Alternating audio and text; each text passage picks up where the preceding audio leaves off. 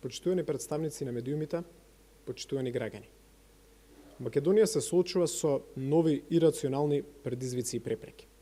Согласно јавно објавениот документ видлив на веб страната на австрискиот парламент, ноторно е дека се воспоставени дополнителни услови и пречки за Република Македонија поврзани со закажувањето на првата меѓувладина конференција, односно отварањето на пристапните преговори за членство со Европската унија. Еден од повеќето спорни аспекти во овој документ е поврзувањето на почетокот на преговорите со барање на Република Бугарија за понатамошно именување на македонскиот јазик како официјален јазик на државата со новата придавка. Истовремено се бара и од институциите на Европската унија да не го признаваат постоењето на посебниот македонски јазик.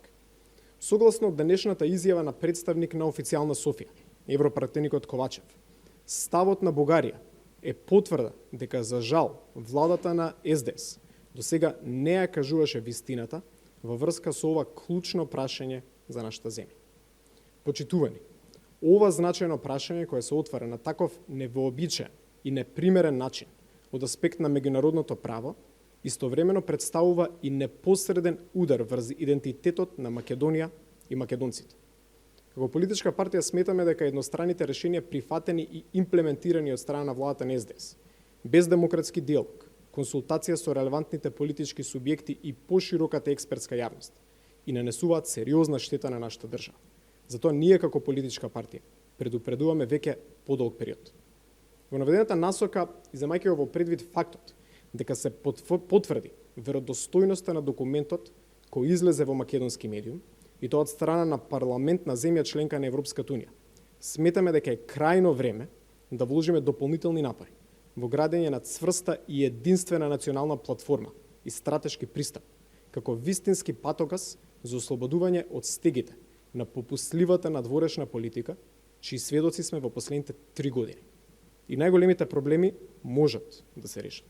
И најголемите грешки може да се поправат само со проактивни и јасно поставени дипломатски приоритети, активности и мерки, насочени кон барање на прифатливи и достоинствени решенија.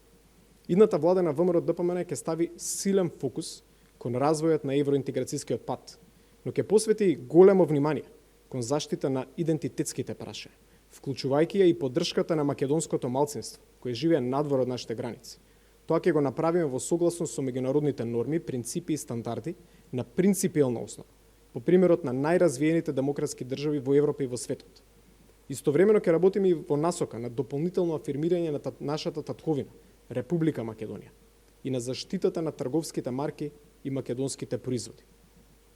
Отварањето на диалог за сензитивни идентитетски прашања не би требало да биде својствено за овие модерни времења, за 21. век, во кој се соочуваме со редица други тешки предизвици, вклучително и глобална пандемија.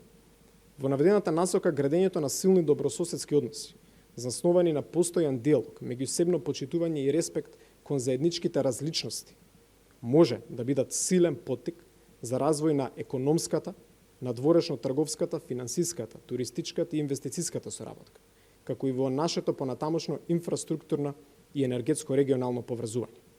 На крајот, сакам да нагласам дека заштитата на нашиот национален, културен и историски идентитет го гледаме како нераздвоен дел од потребата за почитување на меѓународниот правен поредок, европските демократски вредности, заштитата на основните човекови прави и слободи и неотугивите права на самоидентификација и самоопределување. Благодарам.